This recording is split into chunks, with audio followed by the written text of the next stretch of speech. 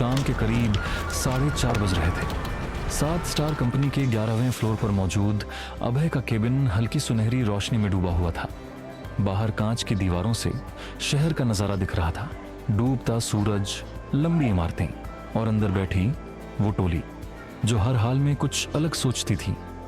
Table के पास खड़े Sam ने फाइल बंद करते हुए गहरी आवाज में कहा, अभय, मैं सोच रहा हूं एक और पेंटिंग बनवा लेते हैं।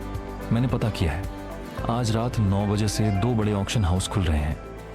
अगर हम दोनों जगह एक एक पेंटिंग भेज दें, बाजार में 7 स्टार्स का शोर मच जाएगा तो बोली भी अच्छी लगेगी।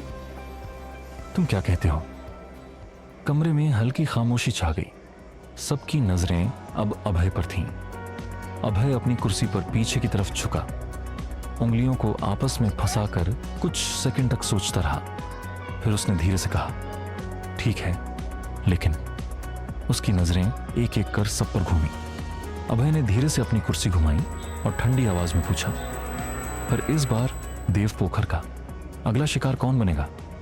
जैसे ही अभय के लफ्ज हवा में गूंजे, एवी ने बिजली की फुर्ती से अपना चेहरा फाइल के पीछे छुपा लिया।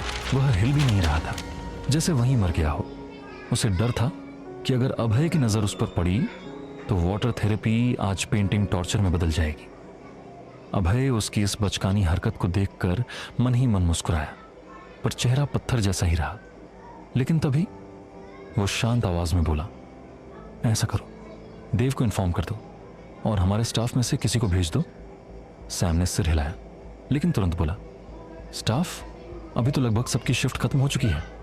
तभी सोफे पर आधा लेटे हुए एमी ने आराम से कहा, तो फिर उसे भेज दो जिसकी शिफ्ट शुरू होने वाली है।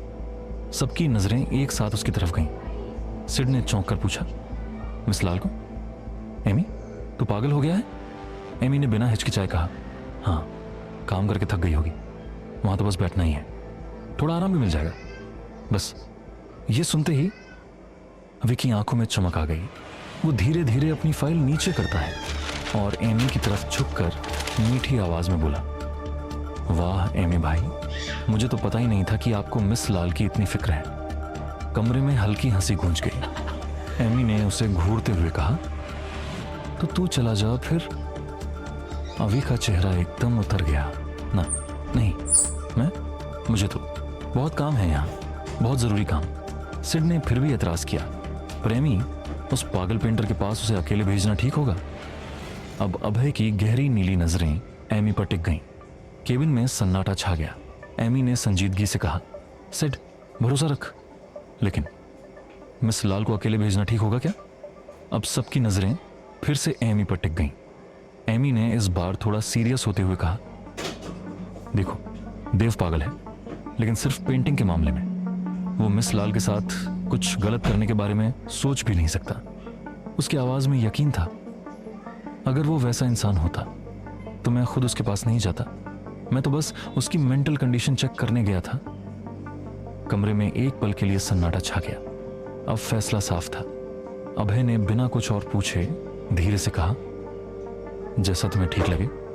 एमी ने तुरंत फोन उठाया, व्योम, अंदर आओ। कुछ ही सेकंड में व्योम केबिन के अंदर खड़ा था। जी सर, सैम ने फाइल उसकी तरफ बढ़ाते हुए कहा, व्योम, मिस लाल को देव के घर ले जाओ। रास्ते में ये प्रोजेक्ट फाइल भी सबमिट कर देना।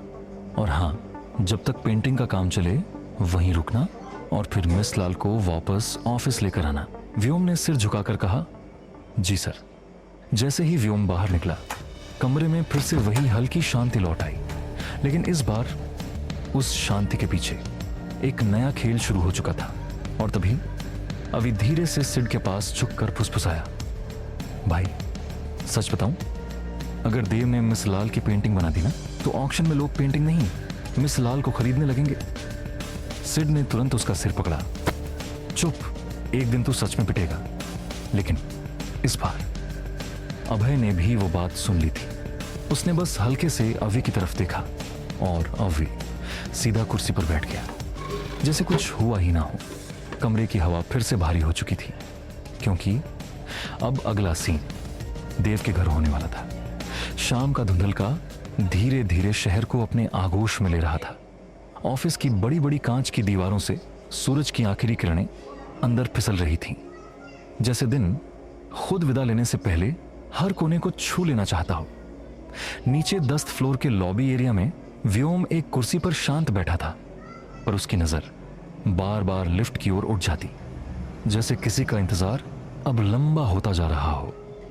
घड़ी की सुइयां जैसे ही 5 के पास पहुंची, टिंग, लिफ्ट का दरवाजा खुला और उसमें से दृष्टि बाहर आई। आज भी वो पूरी तरह काले कपड़ों में थी, full sleeve, high neck suit, बाल सलीके से बंधे हुए, चेहरा शांत, पर आंखों के नीचे हल्की थकान साफ झलक रही थी। व्योम कुछ पल के लिए उसे देखता रह गया, फिर खुद को संभालते हुए आगे बढ़ा। मिस लाल, आपको देव जी के पास जाना है, एक पेंटिंग के लिए। दृष्टि एक पल को ठिठकी, उसकी आंखों में हल्की घबराहट तैर गई। अभी, उसने धीमी आवाज में पूछा। व्योम ने हल्की मुस्कान के साथ कहा, डरने की कोई बात नहीं है, मैं भी साथ रहूंगा।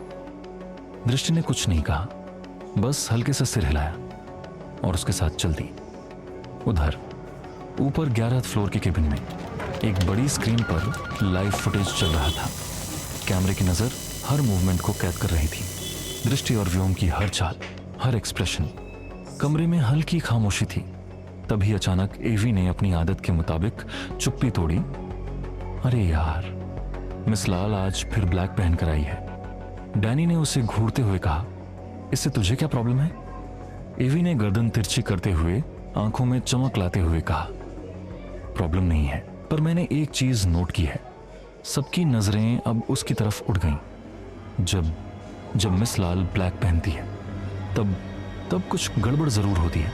कमरे में एक सेकंड के लिए सन्नाटा छा गया। एमी ने भौहें सिकोड़ते हुए पूछा, क्या मतलब? एवी कुर्सी पर आगे झुकते हुए बोला, मतलब याद करो। एमी ने उसे घूरा, सीधा बोल। पूरे केबिन में सन्नाटा छा गया। एवी ने उंगलियों पर गिनना शुरू किया।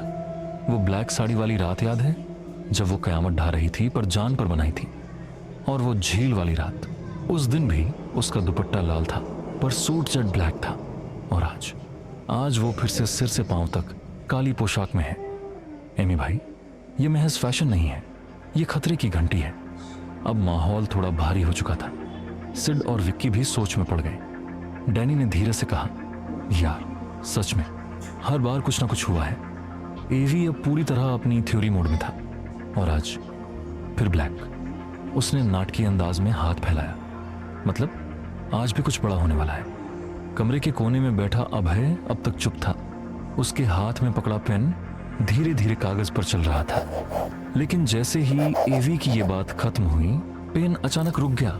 कमरे की हल्की रोशनी में उसकी आंखें धीरे धीरे ऊपर उठीं, सीधे स्क्रीन पर, जहां दृष्टि व्योम के साथ बाहर जा रही थी।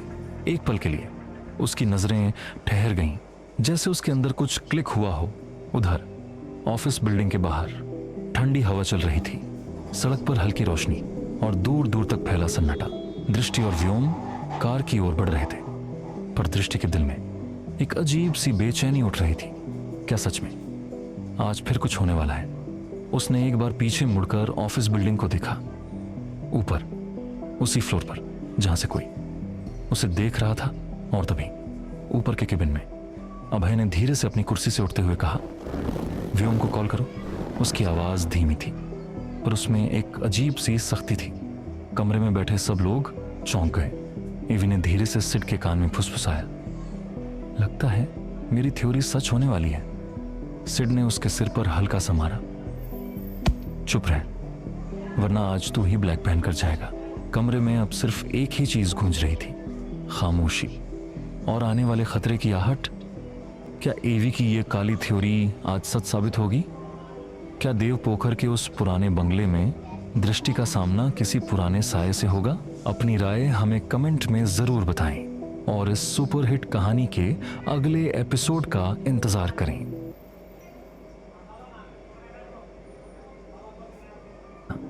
क्या पता वो लोकल लोग जिनको झील पर पीटा था